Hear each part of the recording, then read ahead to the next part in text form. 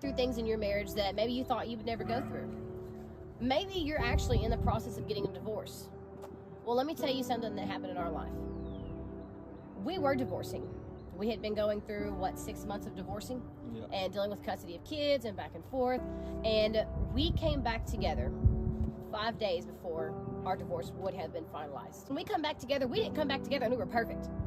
We come back together and both still were living and dealing with bondage and sin and worldly things that we were fighting with, drugs and alcohol. Like I said, we were dealing with horrible things. But we realized something. When you get married, you don't marry a perfect person. I was not perfect. He is not perfect. Definitely. And so when we come together, when we come back together, we realize something. No matter who you are with, no matter who you choose to spend the rest of your life with, they're going to be imperfect. They are going to fail you. They're going to hurt your feelings. They're going to ruin your day. They're going to do things out of selfish ambition. Life's going to suck. But here's something that we had to realize. I love this man with all my heart. And I, from now on, choose every day. I choose him. I choose to love him and all his horrible flaws that he does. And he chooses to love me and all my horrible flaws. And here's something that really changed us is that the closer that we become to God was the closer that it drew us together. And we are still not perfect. By no means are we perfect. We are learning, and we're only making these videos to hopefully help married couples that don't have to go through what we went through, because it's terrible. You don't want to do it. It was horrible. Here's something that God began to show us, and this was one of the biggest things that really began to grow our marriage, was everybody knows a godly man and a godly woman. What is the opposite of a godly woman? In God's eyes, it's a foolish man and a foolish woman. So these were some things that helped me and helped Luke realize, oh, wow, not only am I not acting like a godly woman, but in God's eyes, I'm acting like a fool. I'm a foolish woman in God's eyes. So here's a few things that Luke has down of what an ungodly man is that's a foolish man. This is what I was doing before God reconciled our marriage and everything. I was a man who wouldn't listen to wisdom. I was a man who wouldn't take discipline.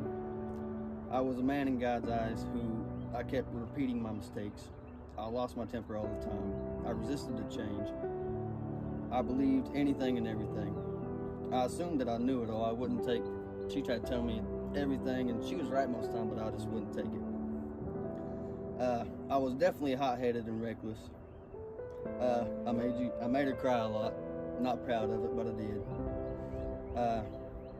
I was violent. He was violent when he would drink. Yeah, drinking's not good. Not good for you. I was acting in wickedness a lot, me out a lot. Yeah, because you can hear all day what a godly man is. Mm-hmm. You know, oh, a godly man, he expresses humility. He walks in forgiveness. He keeps a pure heart. It's easy to hear that thing, but it's not easy to hear what a foolish man is. And here's some things that were a foolish woman. Restless and noisy. If you know me, you know I'm pretty noisy and I'm pretty restless. And these are things that I kind of had to work on. And there's nothing wrong with being high energetic, because I'm a very high energetic person. But there's a foolishness to an extent of it. I was naive and easily misled. I acted like I knew it all. Still working on that. Lord help me. I was led by lust and I was untrustworthy. I would listen to wisdom, but you can listen to it all day long, but you have to put it into action. I become quarrelsome, which means I stirred up arguments. I would begin to bring up arguments in our marriage that were unnecessary. There was no point in it. After doing that, I become an angry woman. I began to depress my husband, and I was not lifting him up. When the word says a foolish woman tears her house apart and depresses her man.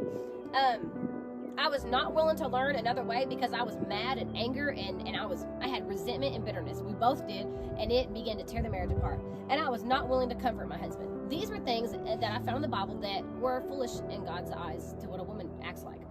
Now, understand this. We didn't separate just because of some little bitty small things. Now, there were some small things in our marriage that were out of hand, and there were some things that were out of order, completely out of order. And we're going to name off a few of them because we want you to understand that it doesn't take a perfect person to go to God. You do not have to be perfect. You do not have to have a perfect marriage, and you do not have to have walked a perfect life. We're going to very humbly, and this may be hard for us, share a few things that we did that messed our marriage up. And when we would get drunk, we would act in ways that were not godly. And that's foolish. Very foolish. And it was very wrong. Maybe there's nothing wrong with having one drink, but for somebody who has a drinking problem, when you keep drinking and you get drunk and you act in ways that are ungodly, it is very wrong. That was one of the biggest first things that began to happen in our marriage. The second thing was I did not respect my husband. I had a hard authority problem with my husband because I kept thinking he was acting too much like a boy, and it was a problem. It was my problem. So that was two things. Okay, hang on, they get worse. Trust me. Infidelity. Later on in our marriage, when I seen the part where I was like, you know what? He's not taking care of me. He's not bringing what I need to the table. He's not doing anything. In my mind, I had already left him, and I was done. This is it. My marriage is at an end. I never thought this would happen, but that's it. I'm done. And I allowed myself to walk through a door that was opened up by the enemy, and I am the one who cheated on my husband. And no, by no means am I proud of it. It was very hard for me to admit that, and I did not admit that to my husband until we come back together. And that was something that we have had to heal from. And let me tell you, this is a mighty man here who can walk in some forgiveness. Because how can we ask God to forgive us if we can't forgive each other? Right. Now hang on, there's still more. A point of some abuse. When he would drink and he would get drunk, he would act in ways that he wouldn't even remember. A blackout drunk. Yep. And I would tell him the next day on things he would do, and he was like, I did not do that. I was like, yes, you did. And that was horrible. That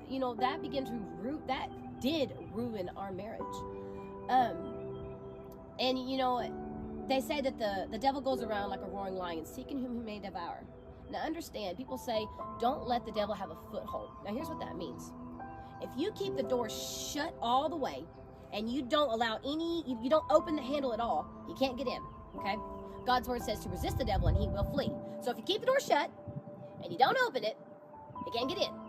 But the moment that you turn that handle and you entertain the thought that the devil has placed in your head, the moment that you do that and he gets a foothold, what that means is once that door cracks open just a little bit, he sticks his foot in there.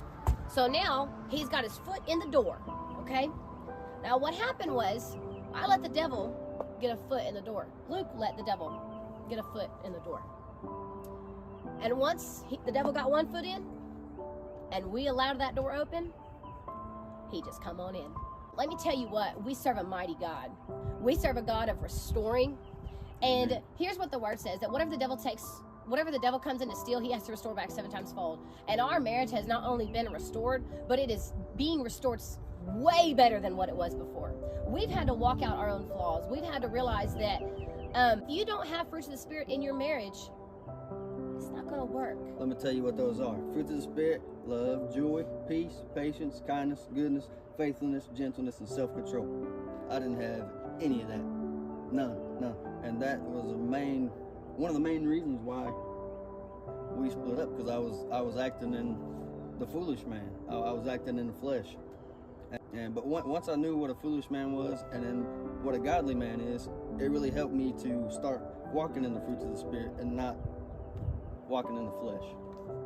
I was doing what Yvonne wanted, and I really began to push our marriage apart whenever I quit respecting him, and when I quit lifting him up, and when I quit being a godly woman. That was something that tore us apart. Because I can tell you now, out of everything, it doesn't matter what my husband does. Even if he has a little flaw, or if he misses something, or maybe he missed the Holy Spirit on something that the Lord was trying to share with him, I love and respect this man with everything in me. Because my life was horrible without him. And it's not that without him I didn't have a bunch of good stuff, because let me tell you, I was living how I wanted to live. I had everything that Yvonne wanted. I was getting to literally do what I wanted, what my big dream was. But all I could think about was, man, I wish I could share this with my husband. I wish I could share this with Luke. I wish that Luke could get to enjoy this with me, because this was the man that God put in my life from the get-go. And if you know some of my backstory and some of the things that I went through, you understand.